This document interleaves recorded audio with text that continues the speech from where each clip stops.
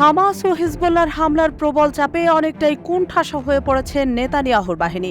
সাম্প্রতিক সময়ে ইসরায়েলি সামরিক বাহিনী পদে পদে হামলার সম্মুখীন হচ্ছে, যার ফলে প্রকাশ না করলেও বোঝা যাচ্ছে যে নেতানিয়াহুর বাহিনী অনেকটাই দুর্বল হয়ে পড়েছে।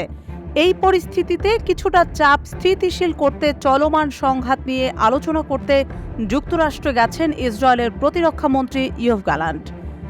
স্থানীয় সময় 23 জুন রবিবার তিনি যুক্তরাষ্ট্রে যান।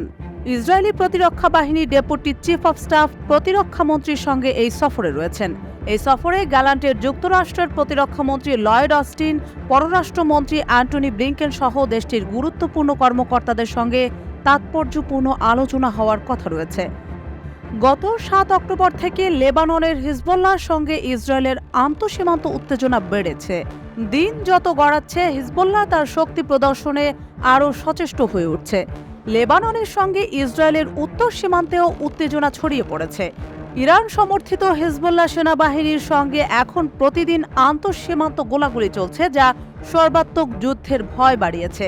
আবার এদিকে হামাস তাদের প্রতিরোধ যুদ্ধ চালিয়ে যাচ্ছে।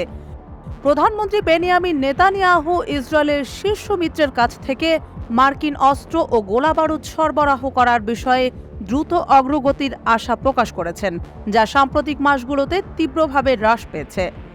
মার্কিন প্রেসিডেন্ট জো বাইডেন গাজার ক্রমবর্ধমান বেসামরিক মৃত্যুর সংখ্যা নিয়ে ইসরায়েলের প্রবীণ ডানপন্থী নেতার সঙ্গে মতবিরোধ করেছেন। তবে মার্কিন কর্মকর্তারা বলছেন, নেতানিয়াহু অস্ত্র ইস্যুতে কি উল্লেখ করেছেন সে সম্পর্কে তারা সচেতন ছিলেন না। রবিবার ইসরায়েলের প্রধানমন্ত্রী তার মন্ত্রিসভাকে বলেছেন, প্রায় 4 মাস আগে যুক্তরাষ্ট্র থেকে ইসরায়েলে আসা অস্ত্র সরবরাহে নাটকীয়ভাবে হ্রাস পেয়েছে। আমরা সব ধরনের ব্যাখ্যা পেয়েছি, কিন্তু মৌলিক পরিস্থিতির পরিবর্তন হয়নি।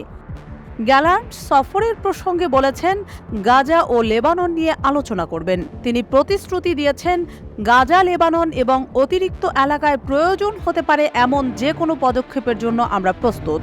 তিনি জোর দিয়ে বলেন, যুক্তরাষ্ট্রের সঙ্গে আমাদের সম্পর্ক আগের চেয়ে অনেক বেশি গুরুত্বপূর্ণ। মার্কিন কর্মকর্তাদের সঙ্গে আমাদের বৈঠক এ যুদ্ধের জন্য গুরুত্বপূর্ণ।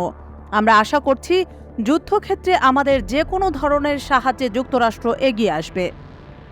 এমন উত্তপ্ত পরিস্থিতির মধ্যে ইয়োভ গ্যালান্টের যুক্তরাষ্ট্র সফর নেতানিয়াহুর জন্য বেশ গুরুত্বপূর্ণ, কেননা বৈশ্বিক চাপ, হামাস ও হিজবুল্লাহর হামলা, নেতানিয়াহুর জনপ্রিয়তার ধস এবং যুদ্ধক্ষেত্রে দুর্বল অবস্থান, সব দিক থেকে এই মুহূর্তে ইসরায়েলের ঘনিষ্ঠ মিত্র যুক্তরাষ্ট্রই নেতানিয়াহুকে বাঁচার পথ দেখাতে পারে।